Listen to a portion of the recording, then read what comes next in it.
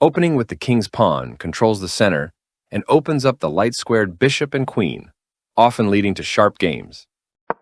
e5 is a common response that establishes a presence in the center, controls d4, and opens up the queen and dark-squared bishop. Knight f3 develops the knight toward the center, attacks the e5 pawn, and prepares to castle.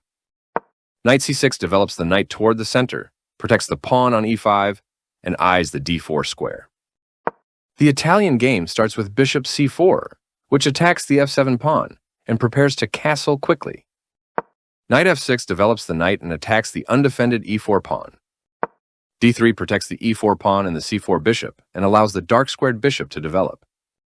Bishop c5 develops the bishop, attacks the f2 pawn, and prepares castling.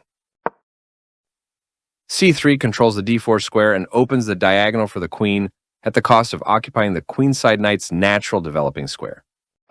This creates a pawn chain, linked pawns that form a strong structure.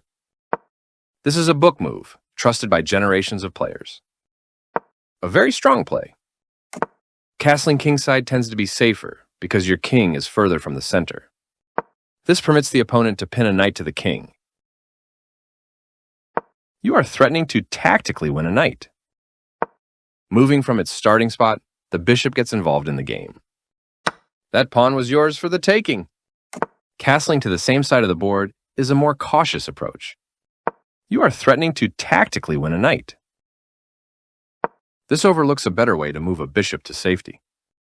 This move activates your knight to strengthen control over the center. This attacks a bishop, winning a tempo when it moves away.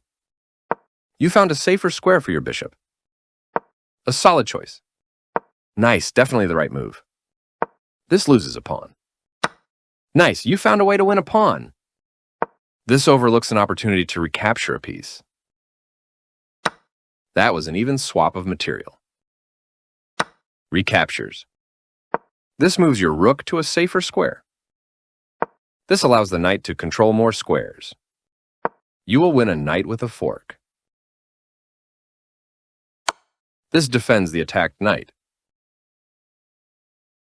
You got rid of the knight that was checking your king.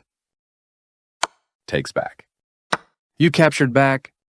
Very precise. A knight in the center controls more squares.